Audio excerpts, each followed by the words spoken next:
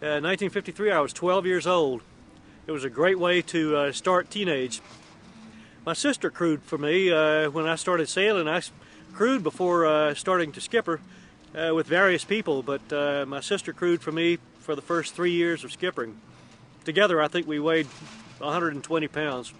I had one of the first glass boats. It was number 10801, which we thought was neat. It's a palindrome.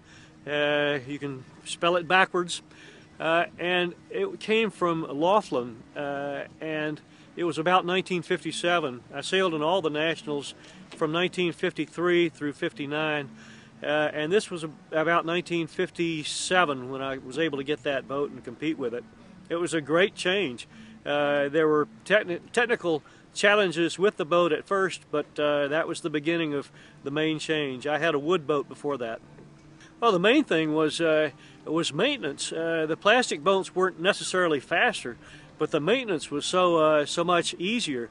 In the wintertime, when we were sailing wood boats, we'd have to take them into a shelter, strip them down, sand, paint, varnish, and smooth them up.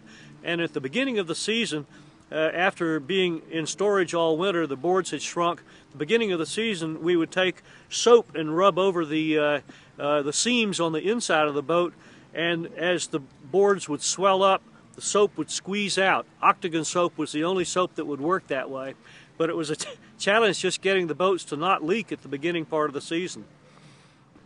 I knew Ted Wells, and when he came out with the book Scientific Sailboat Racing, I consumed it. I was an early teenager when that book came out. And there were some things I didn't understand, and I wrote to him, and I was so proud to get back from him.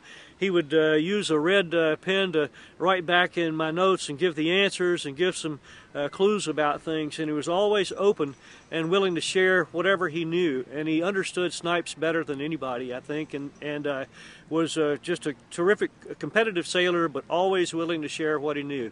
You know, the boat, the rigging, and that includes the sailmakers as well. And some fleets, I think, or some classes try to outrule the professionals, they say, the ones who make the sails.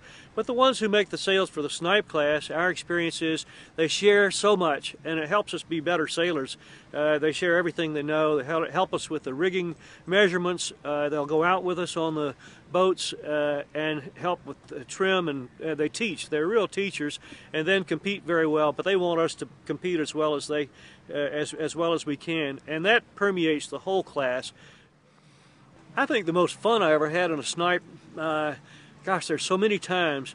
A Snipe in big waves is a total blast. When you can, I was a surfer also when I could, and the same principles apply in Snipes as with the surfboard.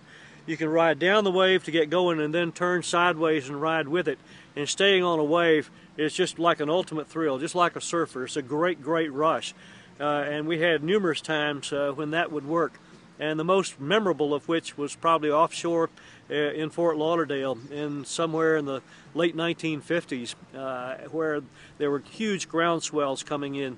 And boats would disappear in the troughs of the waves and then re-emerge, but the downwind runs and the reaches were just out of this world. Back in the 1950s and in the 60s, we had a great competition with the Indianapolis fleet. From Atlanta, we would go up and compete with them, then they would come down and compete with us in Atlanta. Naturally, as part of the rival, we called it not Indianapolis, but Indianoplace, all in fun. And that rivalry went on year after year and made us all better sailors.